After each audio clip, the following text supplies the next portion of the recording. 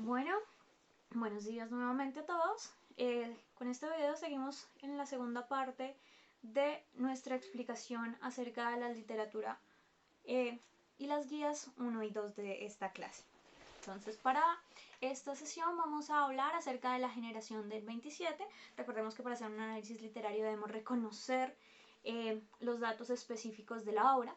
Y entonces, pues vamos a centrarnos un poco en esta parte, ya que ustedes ya han leído y ya hemos en clase reconocido cómo está estructurada la obra y demás, pues de esta generación. Bueno, la generación del 27 va a ser una generación, aunque muchos autores prefieren que se la llame no una generación, sino un grupo de los 27, que se va a crear por principalmente el aniversario a los 300 años de la muerte de Góngora. ¿Listo? Esta generación o este grupo va a tener unas características importantes, y la primera va a ser el hecho de que se van a guiar por un gusto por la historia de la literatura española, no solo centrándose en su personaje principal, que por lo menos dentro de su primera etapa va a ser extremadamente importante, que va a ser Góngora, sino también que se va a enfocar en otros autores dentro de la historia, como va a ser Lope de Vega, que fue un crítico bastante fuerte a la política global de España, a Juan Ramón Jiménez, que va a ser casi una guía y un mentor para toda la generación, o Unamuno, que va a ser uno de sus exponentes principales. ¿Listo? Lope de Vega no. García Lorca va a pertenecer a la generación del 27, y por eso es tan importante reconocer qué es este movimiento. La generación del 27 va a tener ciertas características. Entonces va a tener un desdén por lo falso, por la imitación, por la mímesis. Va a buscar la realidad, va a intentar mostrar todo, toda la tradición principalmente, tal cual es. Va a buscar una poesía libre, aunque va a ser una poesía libre pero muy estética, tan así que van a llevar más allá a la literatura, y se va a considerar este periodo de estos escritores como la literatura o la época de plata de la literatura española, principalmente de la poesía, porque lo van a llevar más allá. ¿Listo? Y otra característica es lo estético, van a buscar un arte por el arte. ¿Qué es esta idea de arte por el arte? De la belleza misma de la literatura, solo en ella misma, o sea, sin tener que agregarle nada, sin tener que pensar en otros elementos, sino que la literatura es bella por sí misma. ¿Sí? Su belleza radica en sí misma. Esta es la idea de arte por el arte. Además va a ser un grupo que va a buscar la transgresión, que va a buscar la innovación constante. No quieren la imitación nuevamente. Entonces va a ser una generación que va a ser rebelde, inconforme, y esa rebeldía y esa misma inconformidad los va a llevar a que constantemente quieran innovar tanto fines poéticos como sus formas de mostrar la literatura. Y finalmente, pues su gusto o regusto por lo popular, por lo tradicional. Entonces vamos a hablar acá de un neopopularismo, y es decir, que ellos querían que no solo la literatura fuera escrita para unos pocos, aunque su estilo llegaba a ser complicado en algunos casos, sino que querían que fuera para todos, que fuera para las masas. ¿Listo? Entonces, otra característica, bueno, pues sus temas principales van a ser la muerte como un ideal inevitable. Yo no puedo perder la muerte, o sea, no la puedo evadir. La injusticia social, la miseria, como preocupaciones sociales, porque este grupo va a ser un grupo militante políticamente. Algunos lo van a hacer de forma física, y otros también lo van a hacer no solo de forma física, sino también literaria. Entonces ya vamos a entrar un poco más en detalle acerca de esto, pero pues esas son sus características. ¿Listo? Y otra es la imagen, la evocación de la imagen. Ellos quieren que con lo que se está contando nosotros creemos una imagen casi nítida de aquello que se está diciendo. Y además esta generación va a estar inmersa también en ese ánimo rebelde y de innovación en las vanguardias. Así podemos determinar que estas literaturas o esta generación va a tener tres etapas principales. La primera va a ser la etapa de Góngora, la etapa donde va a buscar y va a apoyar la historia de la literatura, y se va a centrar mucho en ese icono, en esa imagen estética que va a representar Góngora con toda su belleza y toda su complicación poética. Vamos a hablar entonces en nuestra segunda etapa, que va a ser más o menos hacia desde el 1929 al 1935, que va a ser una etapa marcada por la idea del surrealismo, es decir, de cadentar, de demostrar, de explicar, de escribir con lo que sale de mi conciencia, pero sin yo tener un grado de razón sobre eso. Es decir, yo dejo que mi inconsciente, mi subconsciente, se muestre libremente a través de.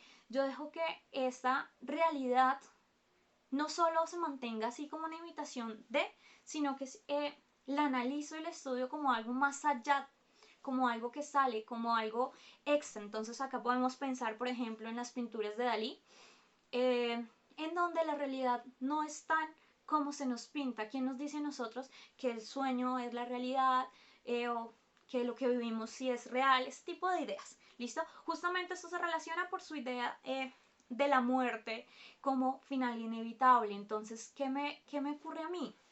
¿Qué necesito?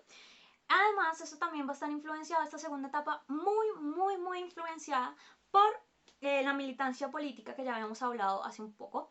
Y esta militancia política se va a dar, pues, porque ustedes saben que en ese momento va a estar estallando la Guerra Civil Española, que el siguiente año va a morir García Lorca, nuestro escritor de Bodas de Sangre, porque va a ser acusado de espía ruso y de homosexual. Entonces, esta gente va a empezar a escribir, y dentro de sus obras va a empezar a hacer críticas muy fuertes a la sociedad, o críticas a la política, o va a demostrar su apoyo a un bando, principalmente va a ser el bando republicano. Y entonces eso va a costar que al final, en su tercera etapa, que va a ser más o menos hacia el 1939, va a terminar, sea un grupo de exiliados.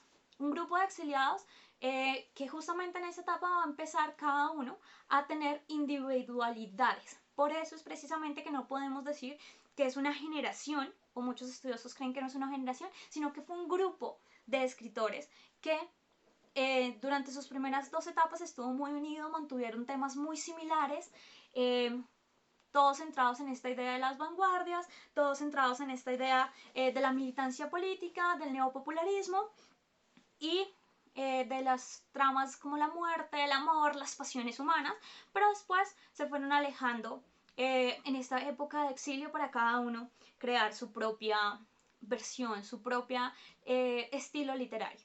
Recordemos también que igual esta etapa última no vamos a hablar mucho porque pues para esta etapa García Lorca pues ya había sido asesinado. Entonces, ¿por qué nos interesa hablar acerca de estas etapas de la literatura?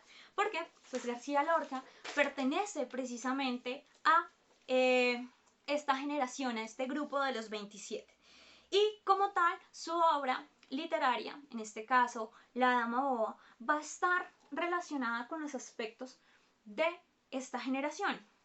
Por un lado, vemos esa admiración por lo popular, por lo clásico. Recordemos el contexto de nuestra historia, es popular, es clásico, no estamos hablando ante reyes, ante gente súper rica, sino que estamos hablando entre gente de común, incluso gente que ha caído en la desgracia, y nos muestran bastante acerca de costumbres del pueblo español de la época. Busquen la belleza, las explicaciones que nos hace dentro de La Dama Boba, de las situaciones, de los personajes, aunque no ahonda mucho en algunas cosas, sí siempre está buscando de una forma, de una estructura literaria que sea bella, que sea estética. ¿Listo? Y otra característica es su notable y marcadísimo interés por los asuntos del hombre. ¿Qué asuntos del hombre? Pues pensemos obviamente acá en nuestros casos de las pasiones humanas que van a regir esta obra. ¿Y qué pasiones humanas? Creo ya lo habíamos hablado en clase, pero ¿qué pasiones humanas está mostrándose en la obra? El conflicto reprimido. Recordemos que pues, la madre está reprimida en sí misma, pensando en la muerte de sus hijos y su venganza, en las relaciones prohibidas entre Leonardo y la novia en este caso, y el deseo que sienten estos personajes y que es lo que lleva al final a que completen su obra, a que completen su tragedia, a que completen su final trágico en la obra. ¿Listo? Y pues otra característica que tenemos de esta generación en la obra de Lorca son las simbologías que utiliza. Estas simbologías son generales. ¿Listo? Entonces tenemos el caballo. Recuerden que los novios, la novia y Leonardo escapan en un caballo y este caballo simboliza dentro de la obra de Lorca la sexualidad. ¿Listo? Y pues sabemos qué ocurre con estos dos amantes. La luna, que la luna es la representación de la muerte que es inevitable. La luna te va a seguir. La luna justamente es quien alumbra el hecho de estos dos amantes para que el novio los encuentre y ocurra la pelea final. Y finalmente tenemos la navaja, que la navaja va a estar relacionada directamente con la sangre y con, obviamente, sangre con la muerte. ¿Listo? Pues esas serían entonces nuestras características principales acerca de la generación del 27 y de nuestra obra. Espero pues les sea un poco de ayuda y que tengan un buen día. Hasta luego.